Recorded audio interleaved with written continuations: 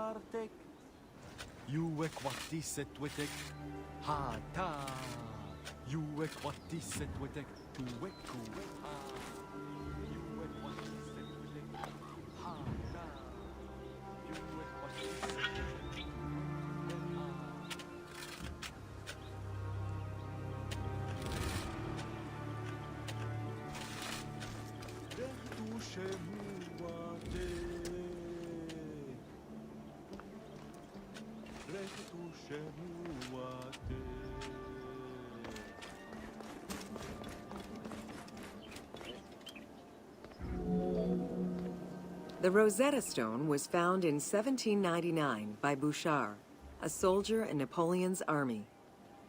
The stela dates from 196 BCE, written in ancient Egyptian and Greek with 3 scripts: hieroglyphics, Demotic, and Greek alphabet. Following the defeat of Napoleon Bonaparte in 1801, the English took possession of the stone. It has been at the British Museum since 1802 and remains the most visited object of the museum to date.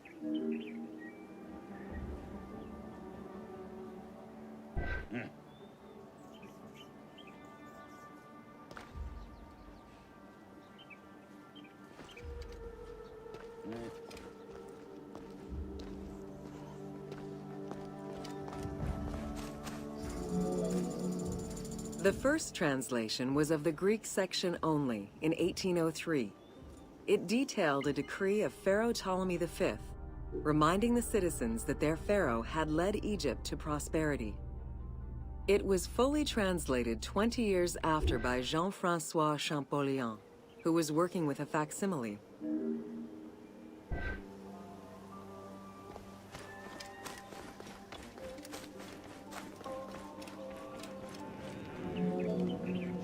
Through his studies of the stone, Champollion was able to make a critical observation that would unlock the whole mystery: that hieroglyphics were not only ideograms, but also phonograms. Hieroglyphs consist of phonetic glyphs, single characters, and logograms. Essentially, they are a combination of phonetics, alphabet, and full words, which in total form a language.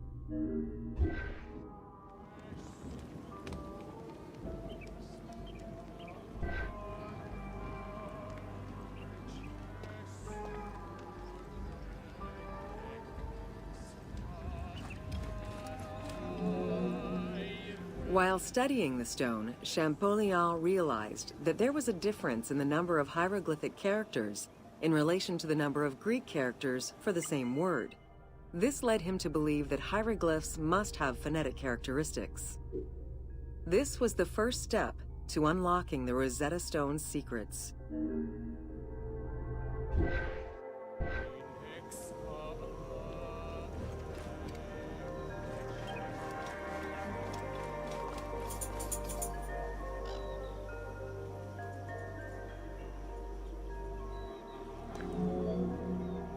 To prove this theory, Champollion began identifying Egyptian rulers' names and then compared their phonetic pronunciation to the Greek version. For example, Cheops had been the Greek name given by ancient chroniclers to the owner of the Great Pyramid, Khufu.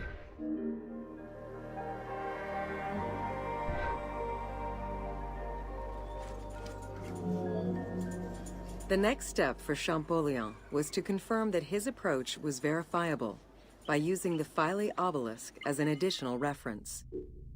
Engraved in the obelisk are two inscriptions in Egyptian hieroglyphs and Greek. Once he confirmed the names of Ptolemy and Cleopatra within these texts and confirmed the same phonetic patterns as on the Rosetta Stone, Champollion knew he was on the right track.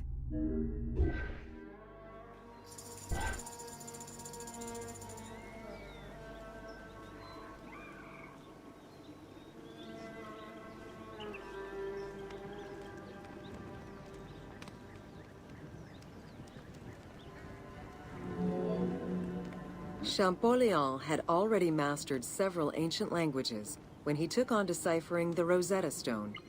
He used his knowledge of Coptic to identify the solar disk hieroglyph on the obelisk as the phonetic translation of Ra. Further translation only strengthened his conclusion. Egyptian hieroglyphs encompass the alphabet in both phonetics and determinative ways, which means that the symbol represents the word itself.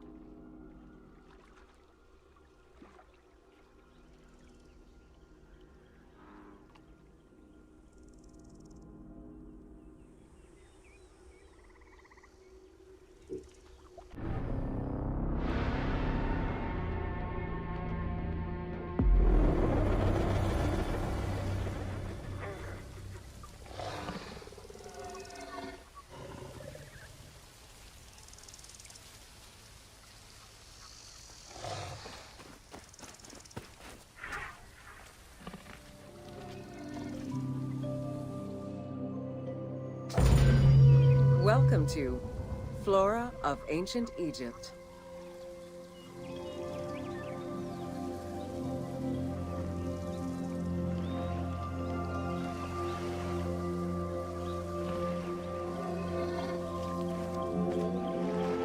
The climate and unique geography of the Nile Delta offered a wide variety of plant species. Many of these plants served as sustenance for ancient Egyptians and as crops for trade. The Nile's consistent seasons allowed Egypt to sustain itself for centuries.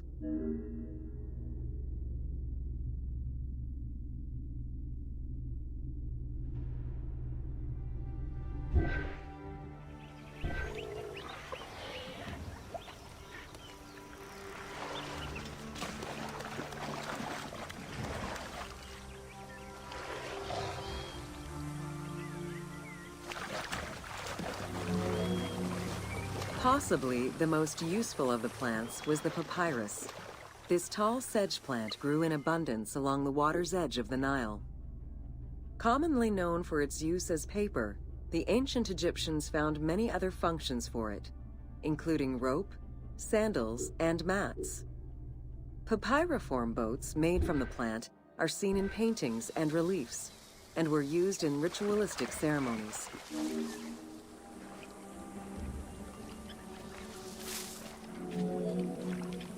There were many types of trees along the River Nile, such as the date palm, carob, and tamarisk. The earliest fruit tree cultivated was the fig tree, followed by apple, pomegranate, and eventually olive trees during the era of the New Kingdom. Mango cultivation was the result of a late import from Asia during the Middle Ages.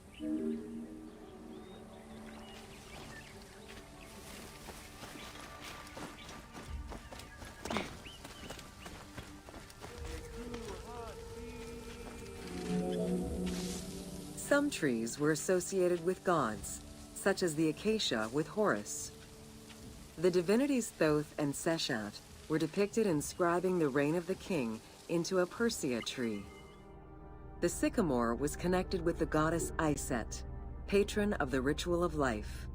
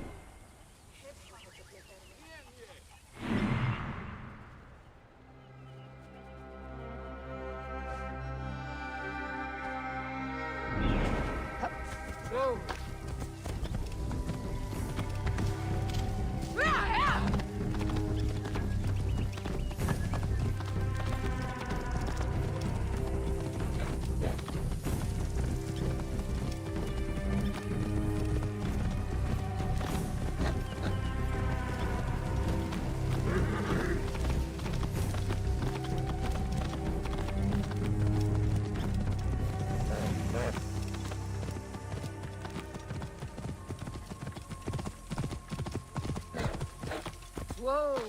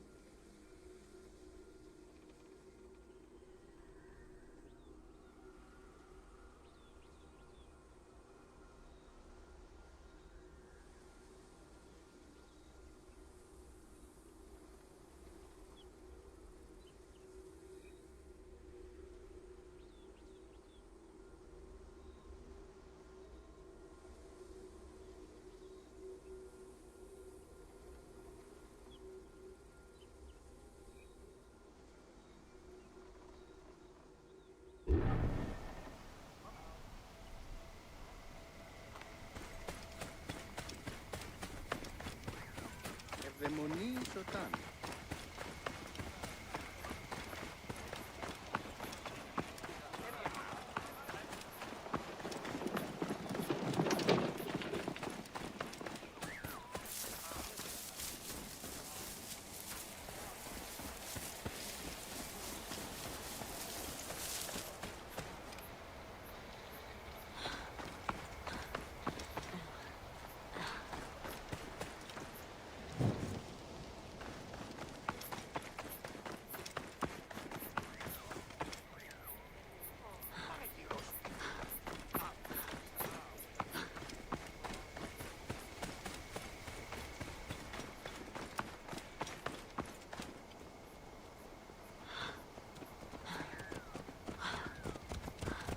Oh! Ha!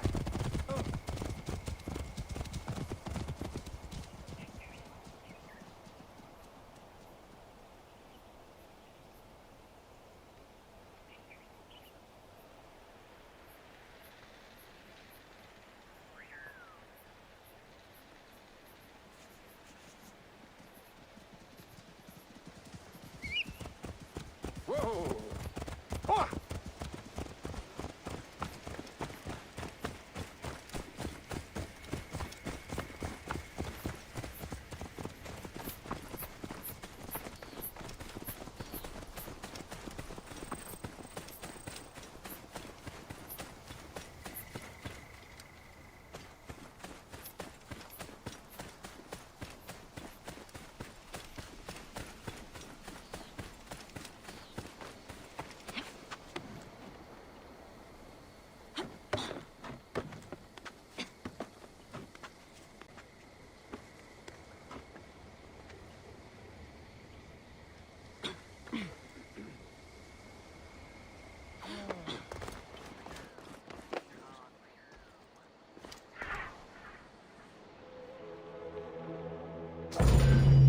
Welcome to Cyrene.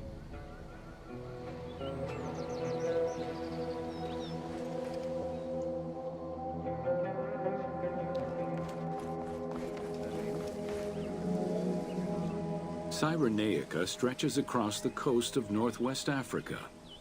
It was known as Pentapolis in antiquity, a reference to the 5 main cities that formed the Greek colonies. Built on a lush plateau of the Green Mountains, in what is present-day Libya, a colony of Greek settlers formed the city of Cyrene in 630 BCE.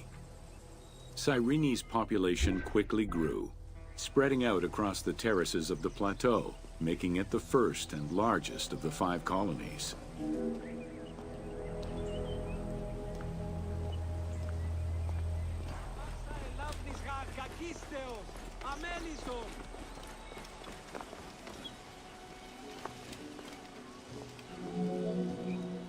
The city of Cyrene was founded by Batos Aristotle, guided by the Oracle of Delphi. Overcrowded and suffering from drought, Batos's home island of Thera could not sustain its citizens. Batos consulted the Oracle, who told them to journey to the North African coast in search of arable land. A series of kings reigned over the city in the first 2 centuries. However, rebellion eventually ended the monarchy, and henceforth, the the city was governed by the aristocracy.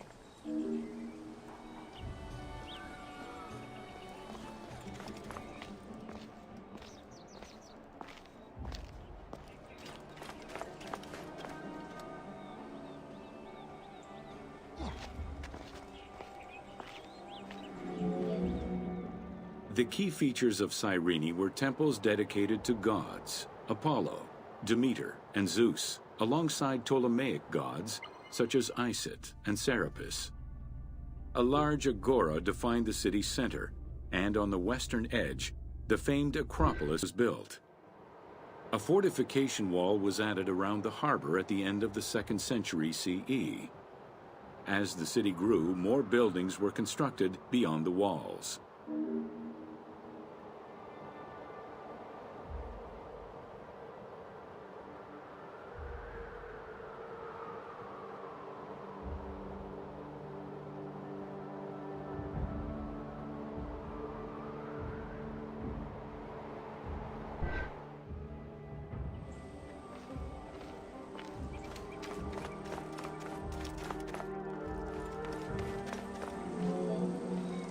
Under Roman influence, Cyrene became an economic powerhouse, rising in status throughout the Mediterranean.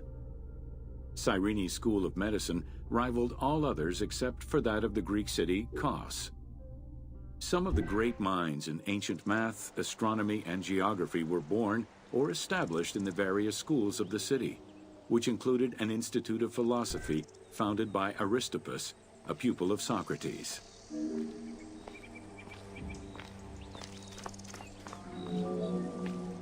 From 115 to 117 CE, there was a revolt in the Jewish quarter that greatly damaged the city of Cyrene.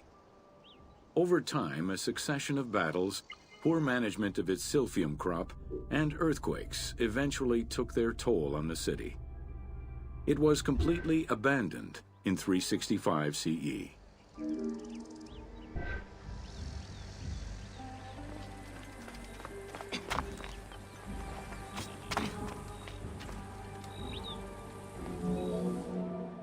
The nearby port of Apollonia was an ideal location, with its natural cove, sheltered by 2 islands and rocky inlets. Along with a lighthouse, the port was later equipped with quays and warehouses to accommodate the increased shipping traffic.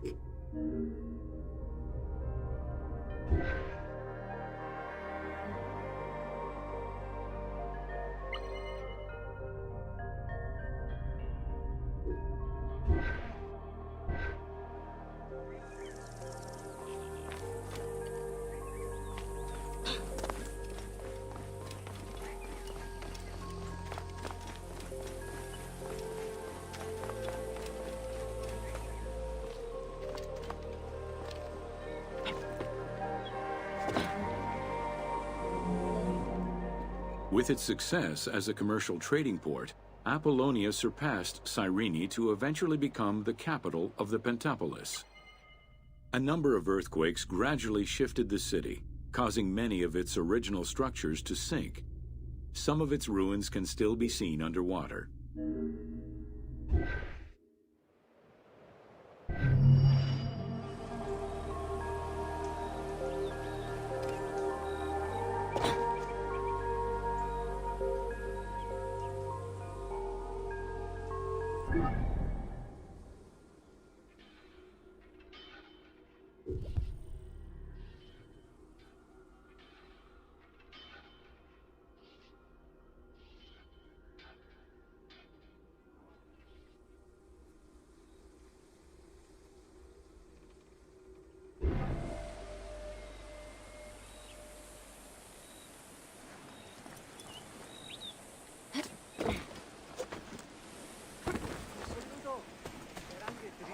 Αναμένησε για πουλήλετε. Ουδή στρατοπεδίου ηχημάτων εν θα βενήσεστε ή μην εργίζεστε της επισημής.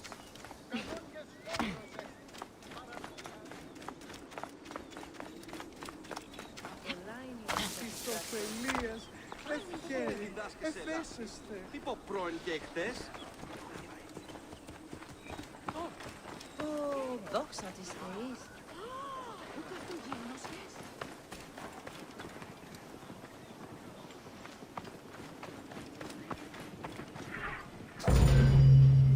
Welcome to Important Monuments of Cyrene.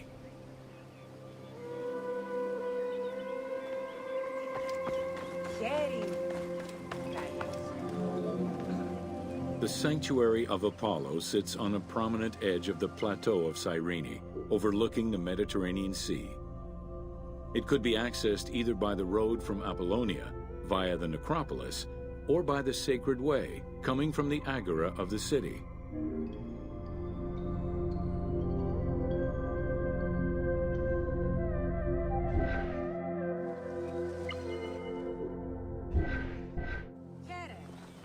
Ού καλώς έχει. Άρτια βίκτωρα της αγοράς. Αγγελίες οι κάτω. Ηθοποιοί γάτρα κομμάτια. Μάλασε.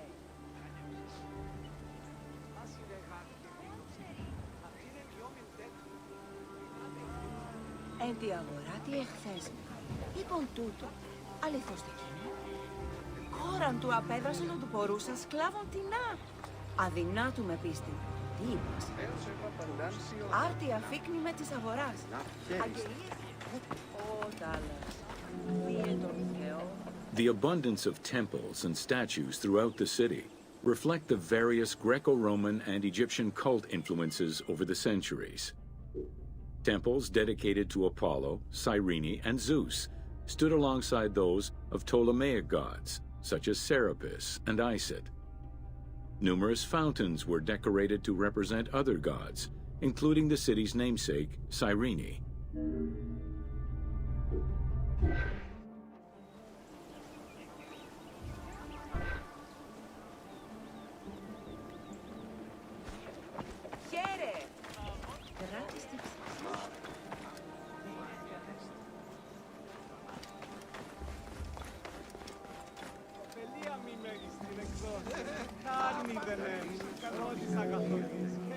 A vestibule known as a propylaeum marked its entrance and highlighted the fountain of Apollo.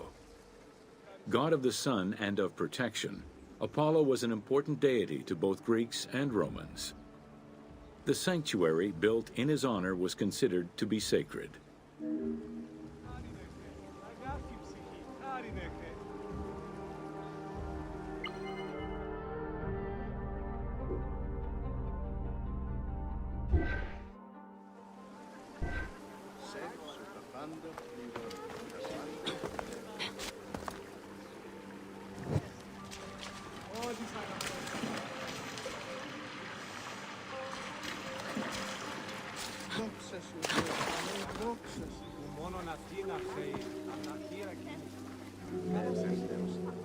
The imposing temple was built on a natural cornice, stretching more than 200 meters in length and roughly 50 meters in width, and was surrounded by a vast Doric colonnade. Sections uncovered by archaeologists indicate restorations to the columns were made between 115 and 116 CE.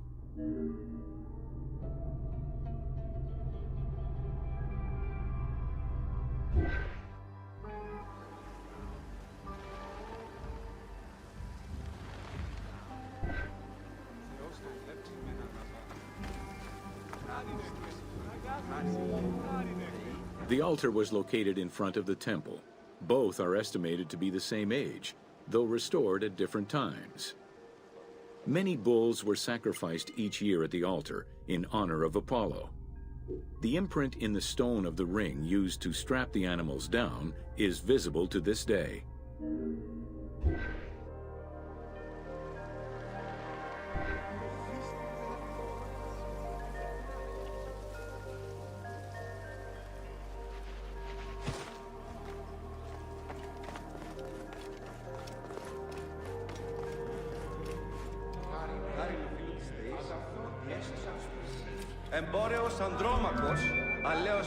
Carved during the Roman era, the Apollo Cytharide was discovered near the temple.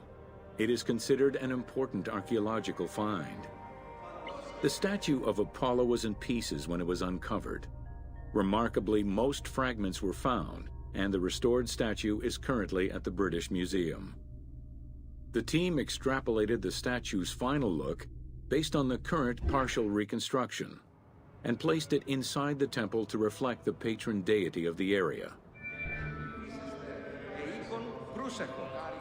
Φιλότας, πορτίου ιός, μάρμαρο ου, δίστε κατέστη. Προστάγμεα μέγανα εις μίκρεα, έλθουν γε το πολετέριον ημών. Οψομέθουν τι, λατέμιν προσημαίων. Ανέρι τε και γίνω, χάριν οφείλου της θεής, ότι έσωσαν.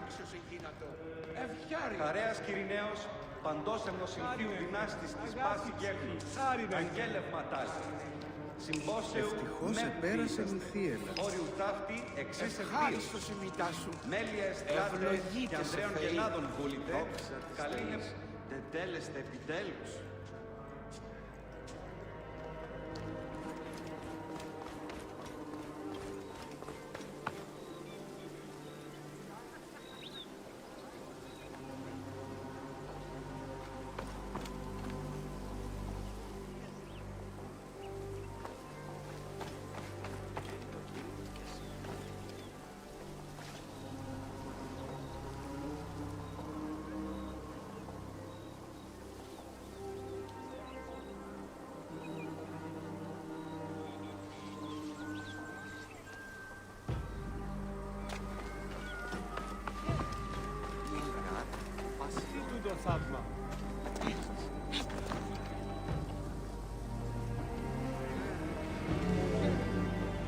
The amphitheater of Cyrene is located on what is known as the Terrace of Myrtosa, next to the sanctuary of Apollo.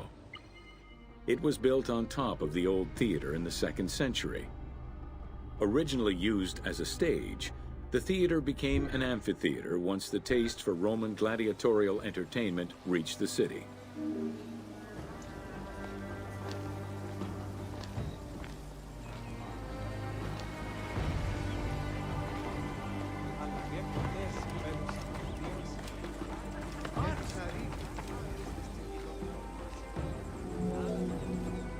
Entrances were placed at both ends of the amphitheater. A wall replaced the first 2 rows of bleachers as protection from the array of wild animals in the ring. The tunnel used for the parade of beasts and gladiators circled the arena, unlike the Roman Colosseum's tunnel, which was beneath the amphitheater. The basement and corridors accommodated both the gladiators and the animals, and included lifts that raised the traps into the arena's center.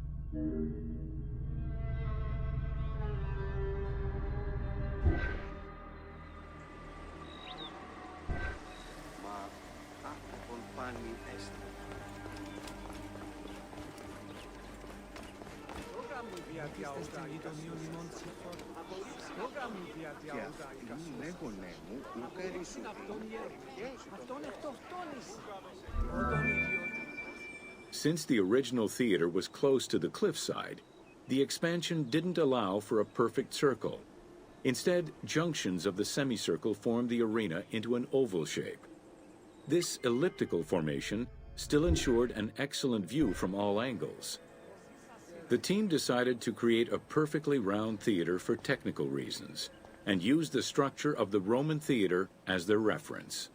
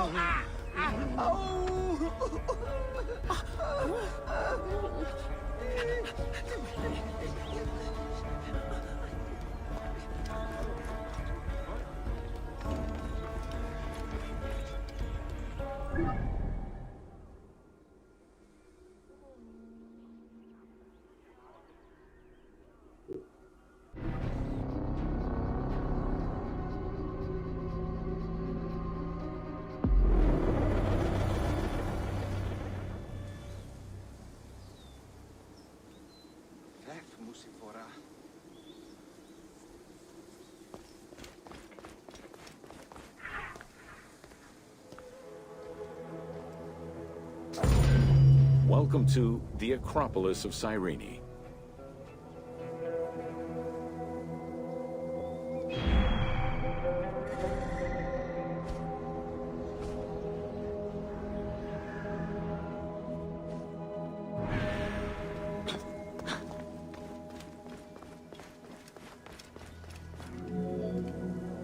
Located on the western edge of the city, Cyrene's Acropolis was smaller than the one in Athens, though its high vantage point provided protection for the city. At its entrance was a single door, flanked by 2 towers. An inscription, legible to this day, states that the walls and the citadel were restored in the time of Augustus.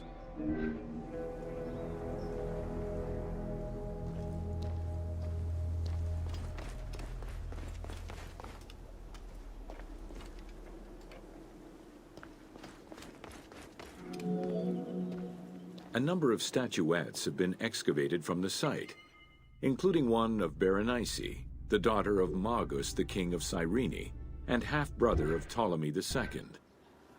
At the northeast tower, there is a sanctuary consisting of 2 small temples with a vestibule, and an altar believed to be that of Serapis and Isis. When the temples were excavated, archaeologists found traces of fire damage. However, there are no indications as to when this fire occurred.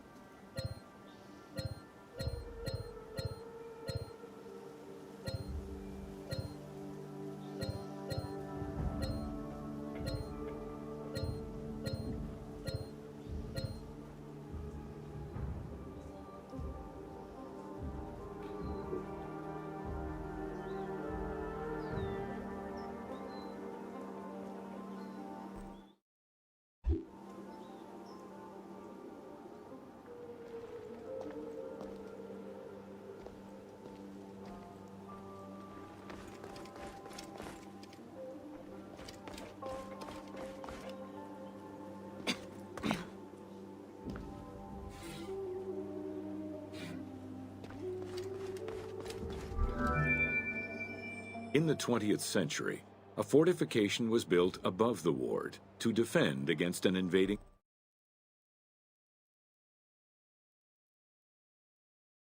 army.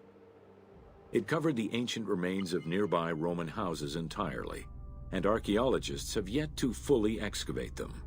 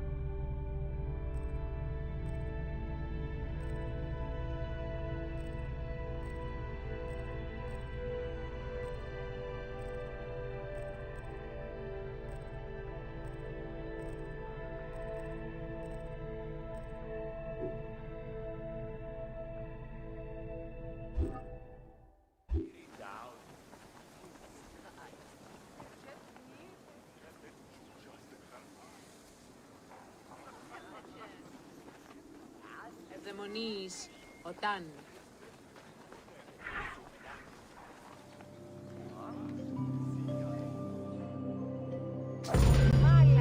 Welcome to the Temple of Zeus in Cyrene.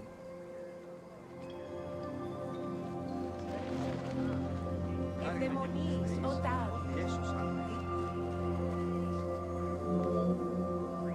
Facing east towards the rising sun stands the temple dedicated to the cult of Zeus. It was built sometime in the 5th century BCE.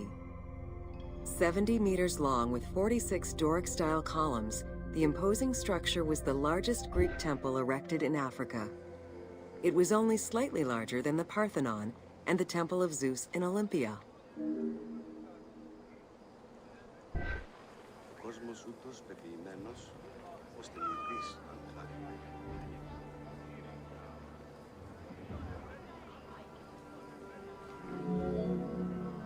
The exterior was designed with the decorative elements common to Doric architecture. The dimensions of the columns were different, giving visitors an impression of uniqueness when viewing each facade.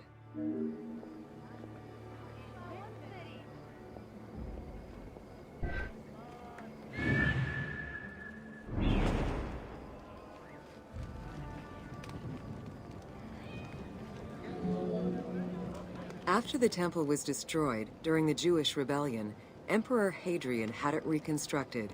He chose not to rebuild the outer portico, but did restore the new Corinthian columns in marble. The temple was later completed under Marcus Aurelius.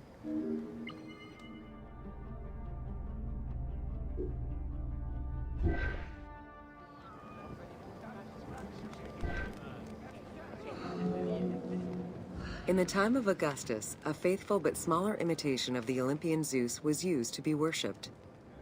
Hadrian then installed a new 12-meter-high statue matching the Zeus in Olympia. It was made of chiseled marble with the head, arms, and feet carved in the round.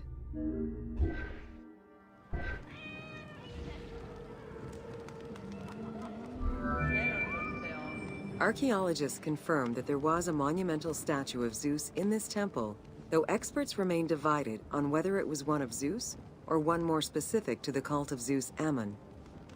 The team elected to place a statue of Zeus Ammon in this location, knowing that Cyrene was central to the spread of this cult in the Greek Mediterranean area. Πάλι καλώς έχει. Πάντα ρέει και ουδέν ακίνητον μένει. Αλλαγέ πολλές συμβαίνουσαν και Δίος βοηθεί. Εμού απολαμβάνει μίζωνα χαιρέστε ευχή.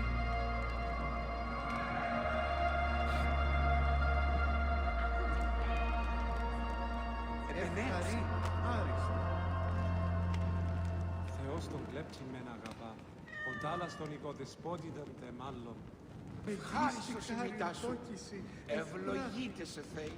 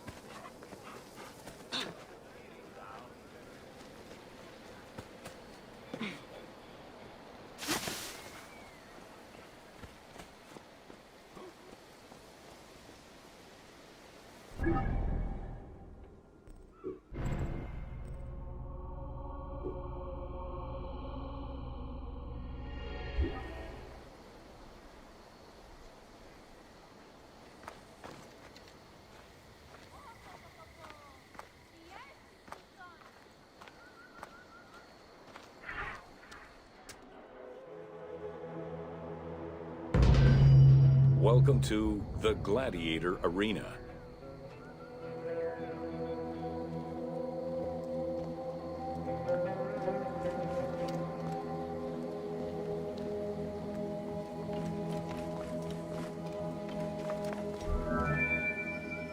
While gladiators would not perform in Cyrene until later in the Roman era, the team decided to include a gladiatorial arena for two reasons. First, they believed it was important to portray this aspect of Roman life. And second, they felt it would add interesting gameplay possibilities.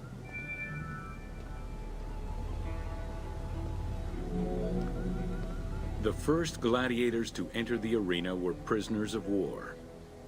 It was a spectacle of violent clashes between men and against wild beasts that lasted nearly 1,000 years.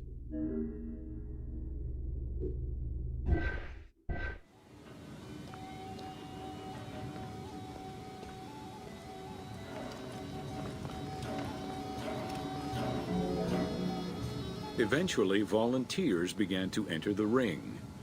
For status and money, many of the more skilled combatants increased the quality of the entertainment. Thus, the profession of gladiator came to be. Bound by contract to the master of the gladiators, the fighters were fed, trained, and guarded in barracks. Καλό. Bravo.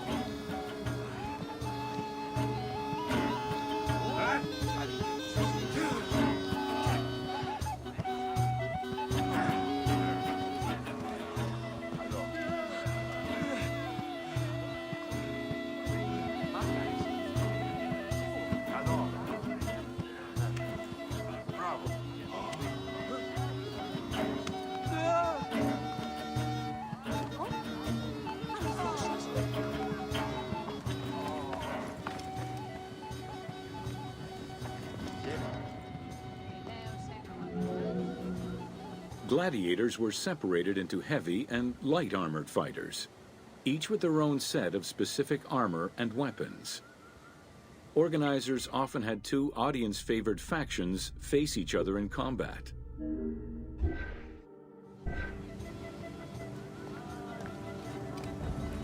Καλώς έχει. Χέρι. Καλώς έχει.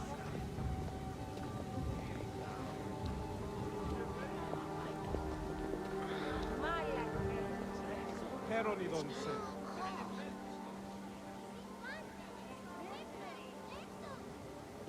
Ευδαιμονείς, όταν.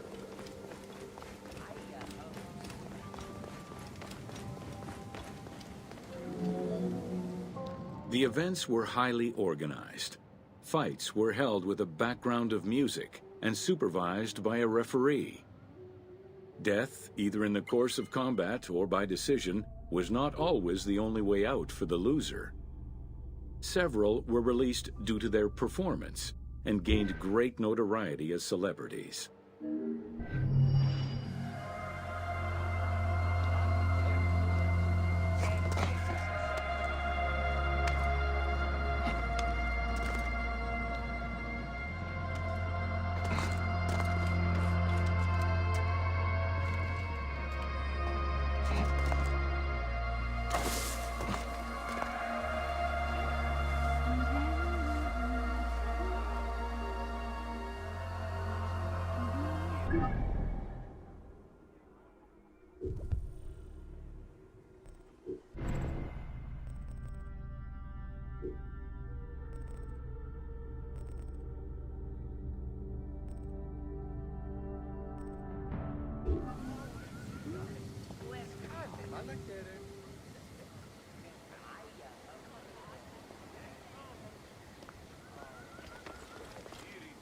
Χέρι.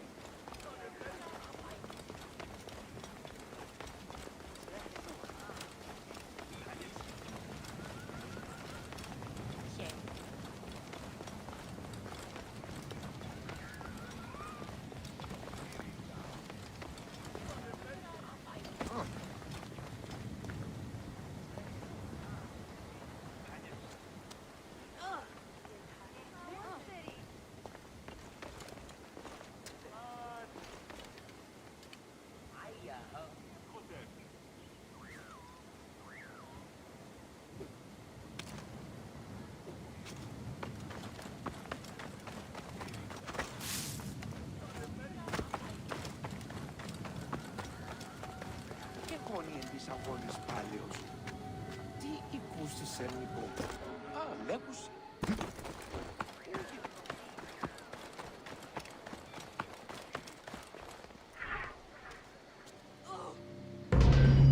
Welcome to the Agora and Thermal Baths.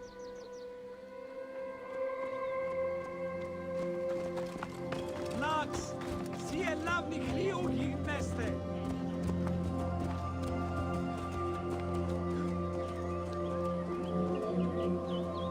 Cyrene's Agora was the public marketplace and political hub of the city. Its central courtyard was open to the sky, while market stalls and shops ran along the sides, some neatly tucked away under long-roofed colonnades. As in other Greek cities, the Agora included a central hearth, known as a prytaneum. This place served as Cyrene's official embassy where guests were welcomed to the city.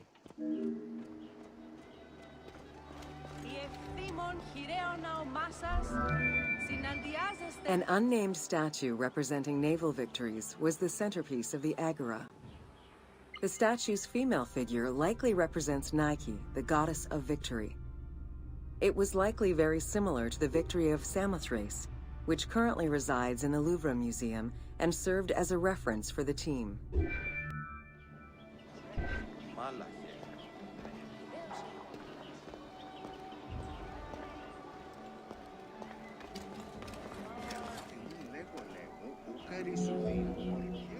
The Cyrene Agora also displayed many temples and monuments celebrating its founding king, Batos, and the city gods. There were 2 altars associated with the Temple of Apollo and a marble statue base dedicated to the goddess Libya.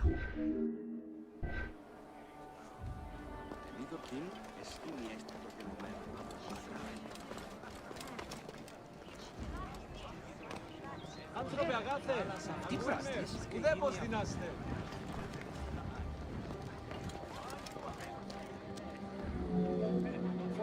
The civic buildings included a law court complete with an archive library that would have housed legal documents and other papers essential to the city's governance. Traces of fire damage to the building's remains indicate that it was possibly destroyed during the rebellion of the Jewish community in 115 CE. Παραένθαδε. Έρον ήθε. Ιδέως έχω μοντάνσει. Άνθρωπε, σήμαν τε δούνε αν μη ακούας.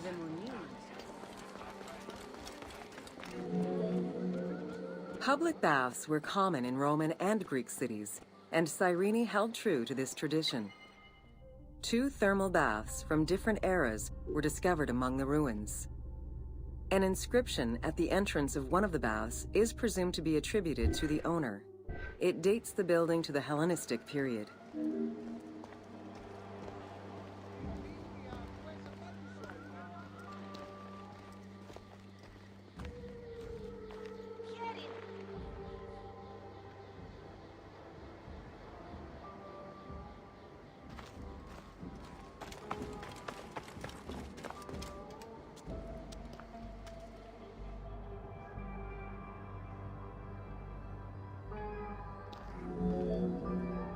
Mosaics were originally created for practical reasons, the need to waterproof floors.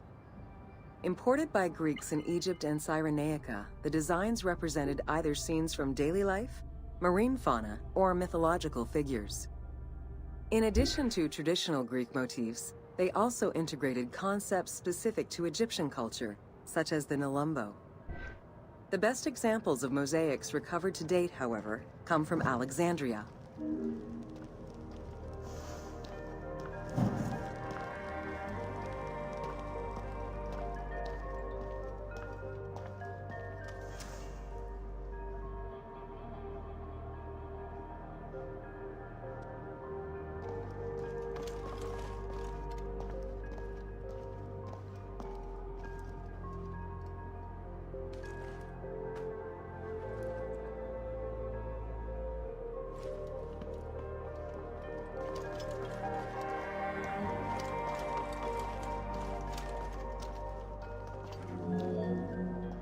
The Cyrene baths were fitted into an underground tomb dated somewhere between the 8th and 6th century BCE. Bath seats were carved directly in the rock, allowing for more comfortable ablutions. As with many of the public buildings, the thermal baths were elaborately decorated. Statues such as Aphrodite and Eros the Archer were discovered within.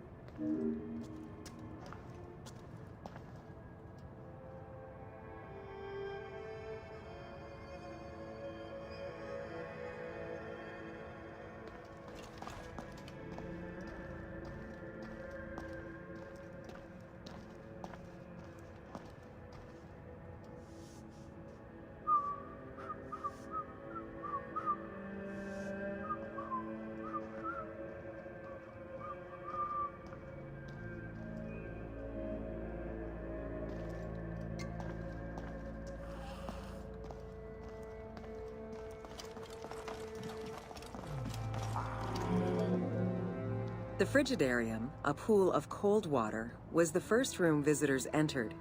It was followed by the Tepidarium, or tepid water area, and then the hot water room called the Caldarium.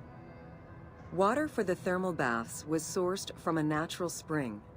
Burning stones were deposited into the water to create steam as required. The flowing water of the spring ended in a cistern and fountain referred to as the Aqua Augusta.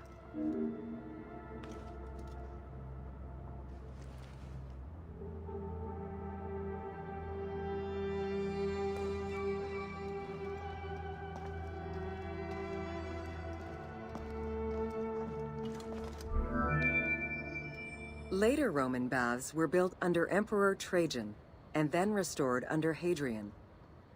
After the earthquake of 365 CE, they were replaced by baths of Byzantine design, with stones from the old thermal baths used in the reconstruction. The team relied on documentation describing the baths built under Trajan in order to create the location available in the game.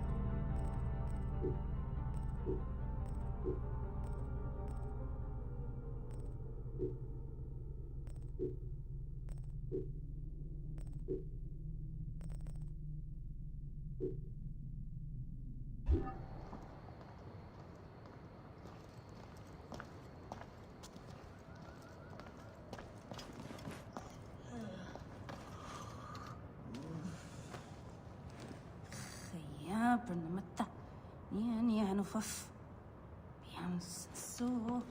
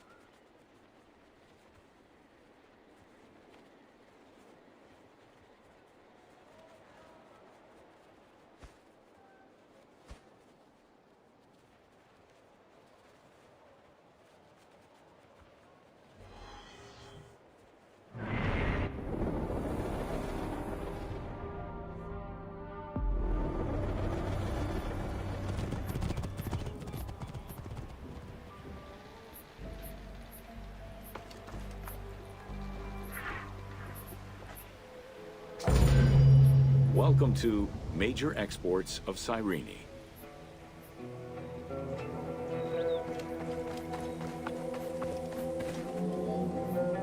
Cyrene's main source of economic wealth was in the cultivation and export of poppies and silphium. Though the opium oil from the poppies was also an export, little is known about this crop. Information about the cultivation of silphium, however, is more accessible to us.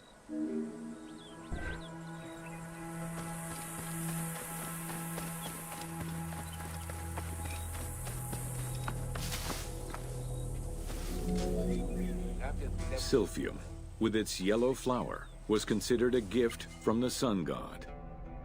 Grown solely in this region near the Mediterranean Sea, silphium extract was exported at high prices and was so crucial to the wealth of Cyrenaica that it was depicted on their coins.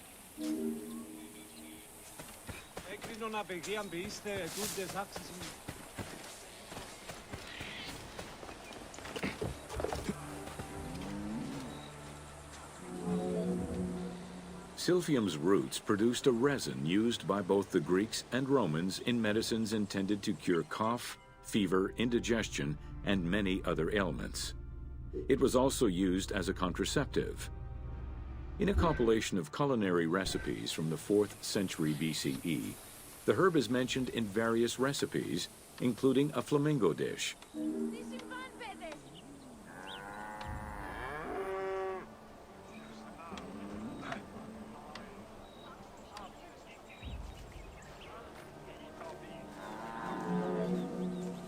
High demand, overexploitation, and possibly a shift in climate all contributed to the eventual extinction of silphium.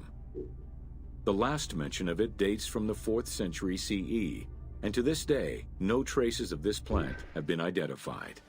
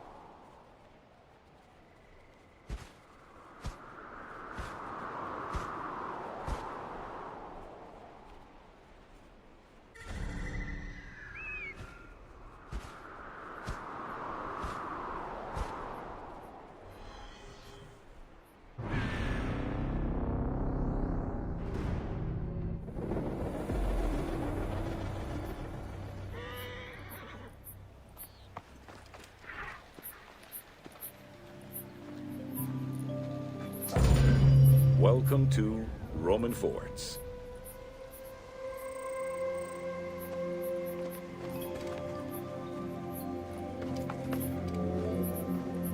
The size of a Roman military camp, known as a castrum, varied significantly depending on how many soldiers it needed to accommodate. However, they all shared common characteristics in design and construction, such as this fort before you, located in Cape Chersonesos.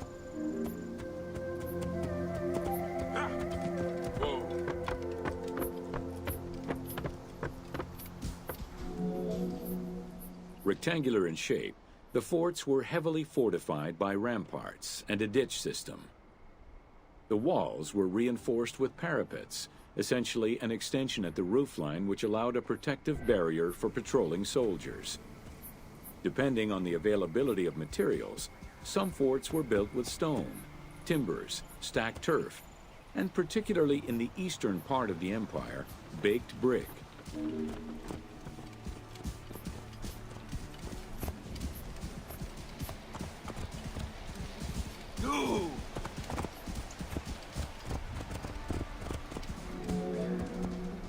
Access doors on all four sides were each flanked by guard towers.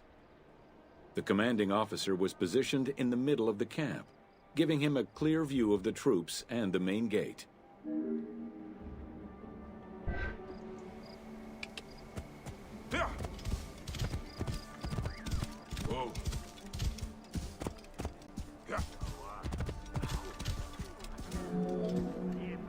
Along with sleeping barracks for the soldiers, the fort also had a granary that was expected to hold rations for a year or longer. To ensure the health of the soldiers, every camp was equipped with medical staff and a hospital. A clean water supply with conduits for a bathhouse and latrines was included in the construction of every fort.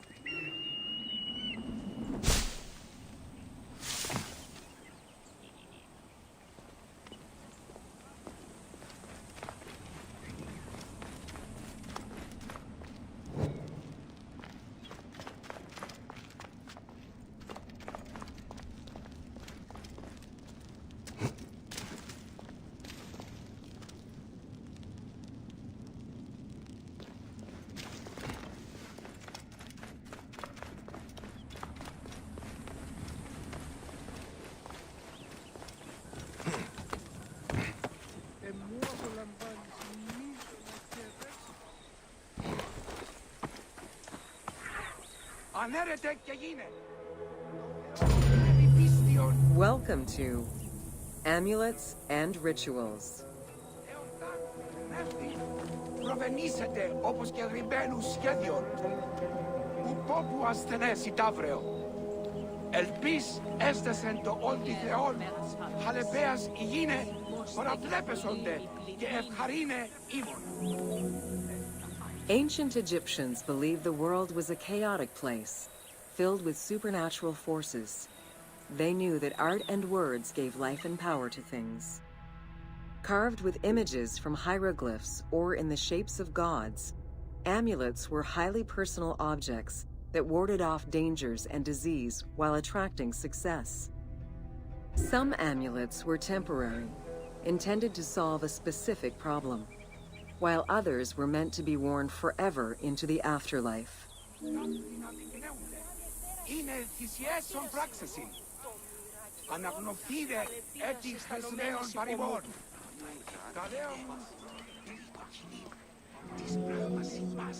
Priests would infuse amulets with magical energy during religious ceremonies, imbuing them with protective magic to safeguard against supernatural powers.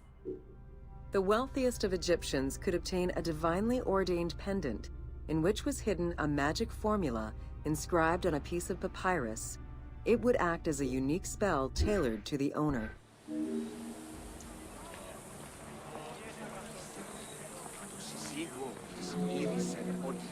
Religion was so important to ancient Egyptians that it permeated every aspect of their daily lives. Since water was the source of life and had the symbolism of purifying the body and the soul, all daily routines began with ablutions.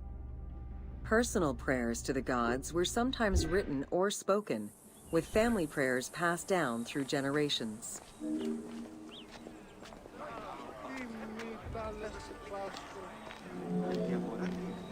There was a complete calendar of each of the religious days, both good and bad, illustrating the appropriate daily rituals.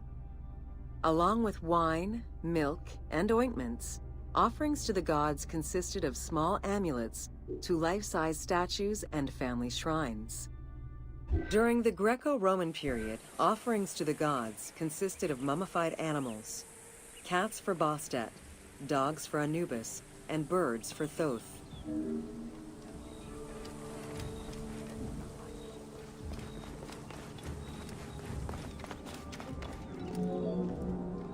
Deemed messengers of the gods, oracles offered guidance and judgment for all Egyptians, regardless of status.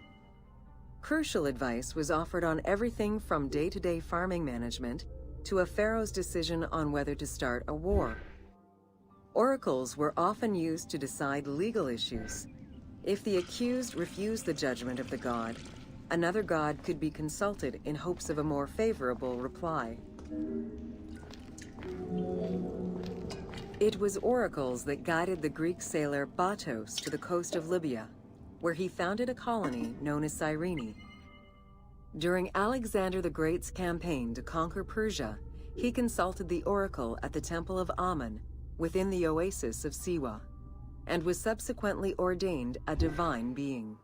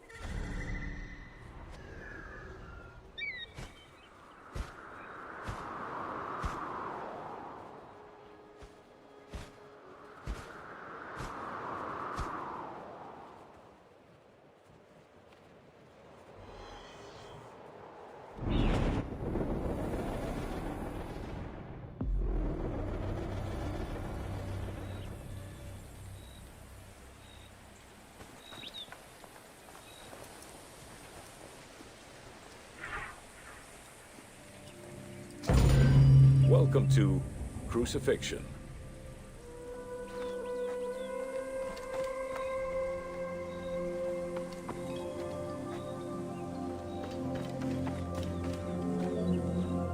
In terms of the severity of Roman justice, crucifixion was at the top of the list of corporal punishment, followed by death by fire and decapitation. The upper class considered crucifixion unworthy of their position. Those lucky enough to have Roman citizenship were also exempt from such treatment.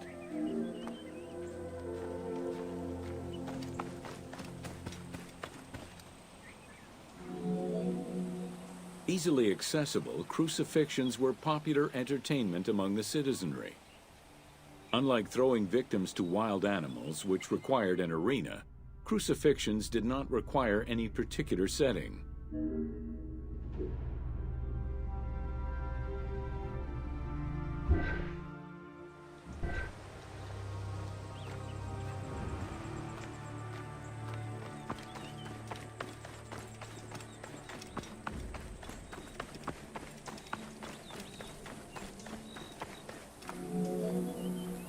Those subjected to crucifixion were almost always slaves, traitors, and lower-class citizens. Roman deserters were crucified because the betrayal of the soldiers was perceived as endangering the lives of Roman citizens.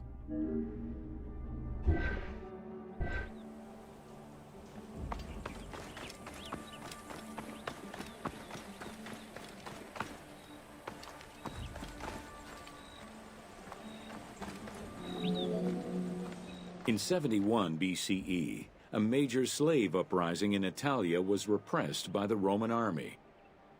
This resulted in the crucifixion of 6,000 men, including their leader, a slave and former gladiator known as Spartacus.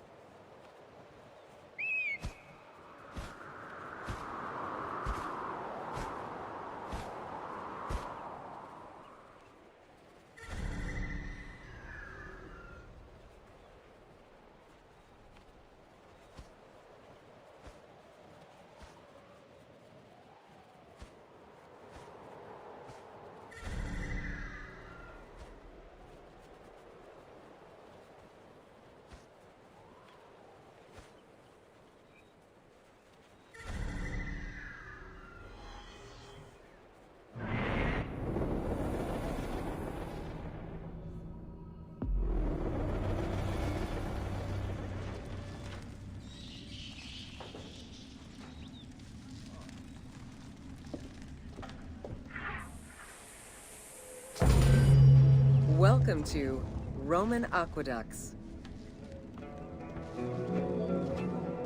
Water management was taken seriously by the Romans.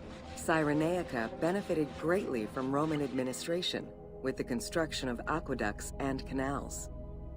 The source of water varied depending on the location. Many aqueducts were built at the foot of the mountains, offering greater flow from the melting snow.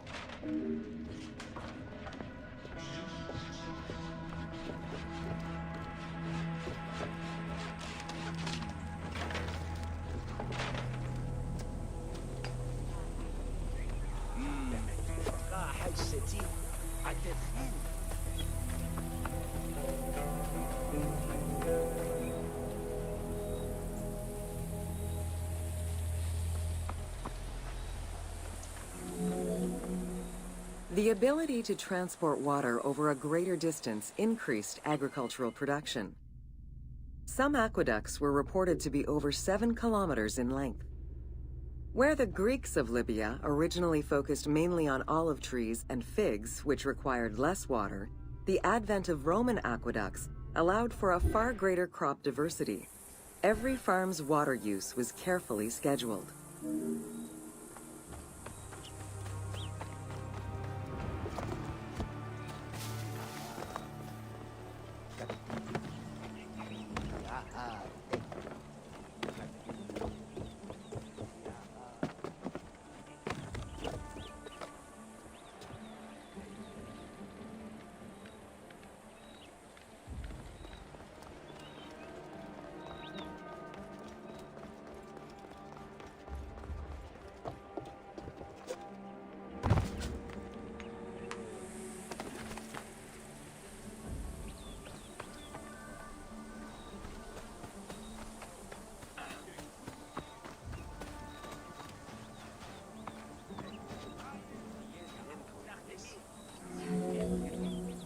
The engineering methods used to create aqueducts were constantly reviewed, with a clear focus on exploiting the local environment. Materials, water usage, cleaning regulations, and a deep understanding of how to exploit gravity itself were all important concerns. Several fortresses were built to protect the aqueducts, basins, and cisterns.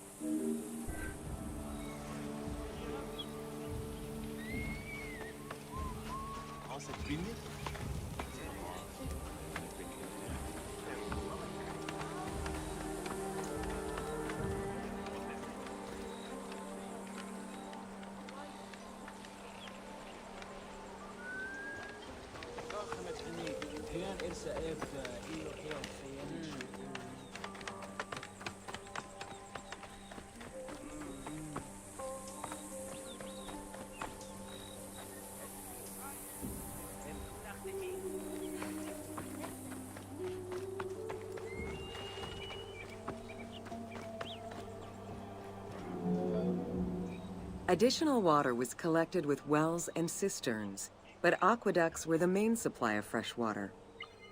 The water was distributed based on the collective needs of the city, before the private needs of an individual.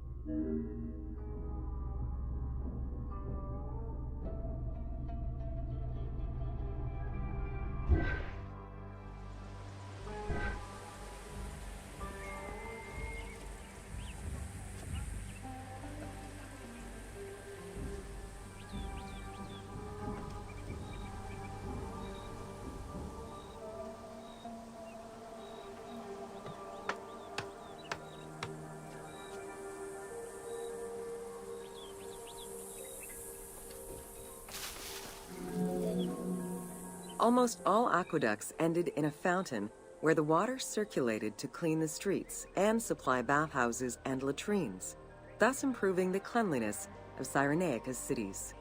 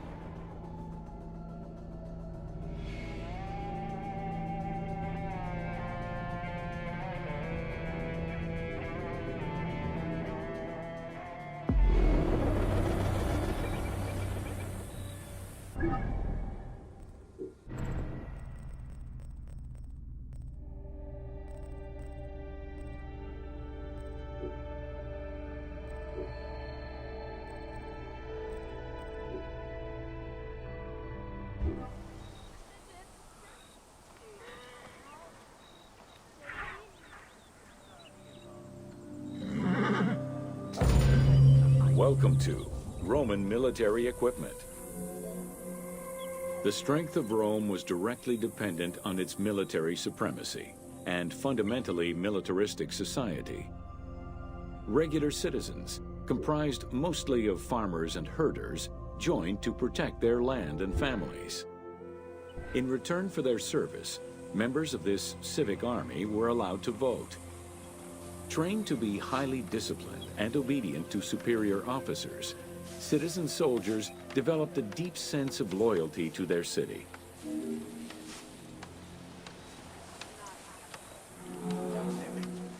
The quality of the armor of a Roman foot soldier was intrinsically linked to his social status and wealth.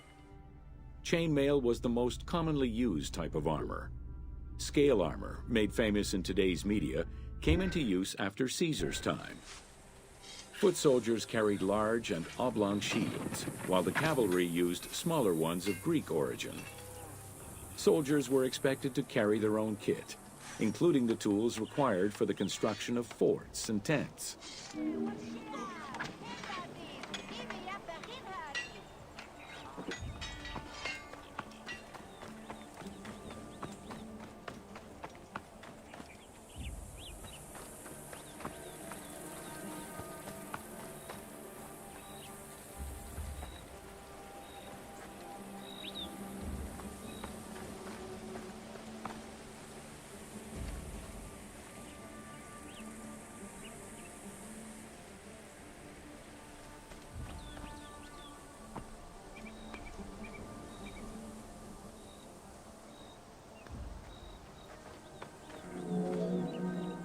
Roman soldiers used the same types of weapons.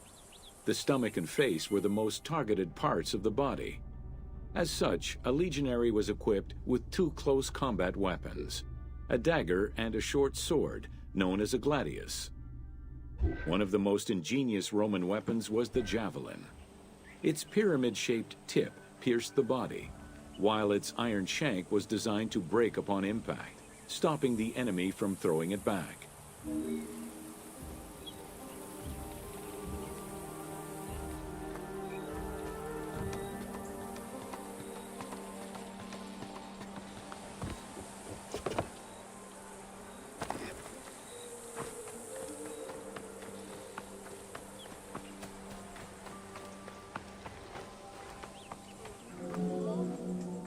During their conquests, the Romans regularly transformed enemy technologies to add to their own formidable arsenal. After capturing a Carthaginian vessel, the Romans adopted its better features and constructed a superior fleet of ships. Adapting heavy artillery designs from Greek models aided the Romans in building catapults and ballistae. The latter became an iconic symbol of Roman warfare.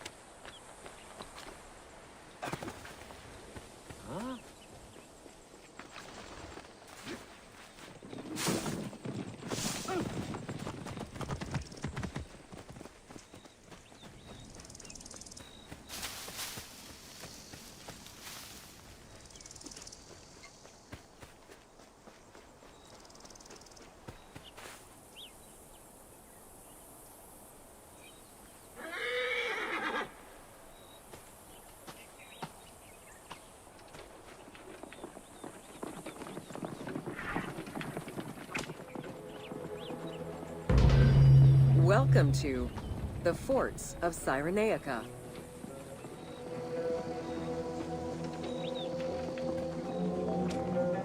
Cyrenaica was a Libyan region under Roman control, gifted to Rome by one of Cleopatra's ancestors. The remains and foundations of ancient fortifications were discovered in the 19th century in the southwest of Cyrenaica, as well as a Roman garrison dating back to the 1st century CE. Evidence shows that these forts were of Libyan origin, rebuilt and modified by Roman engineers when Cyrenaica was part of the empire.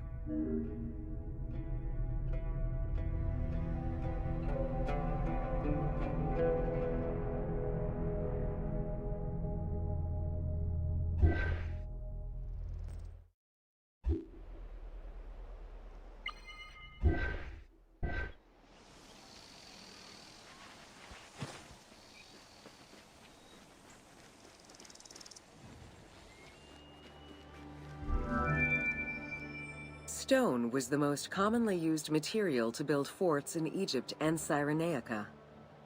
Though no real proof of a fortress similar to the one before you has been uncovered in that region, the team chose to add it as a worthy and awe-inspiring end-of-game challenge for the player.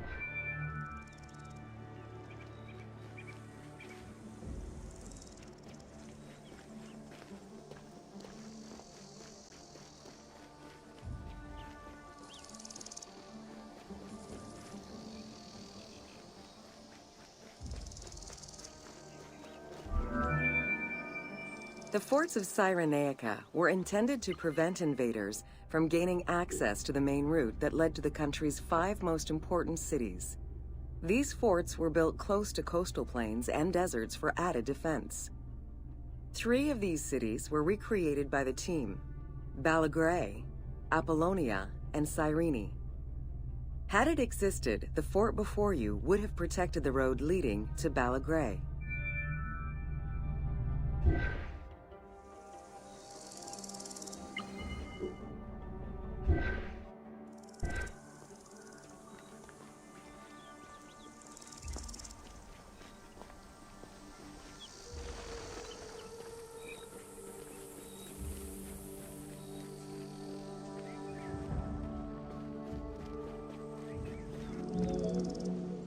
Other than reference to an attack around 404 CE and a military reorganization by Emperor Justinian during the 6th century CE, we still know little of the Roman military presence in Cyrenaica.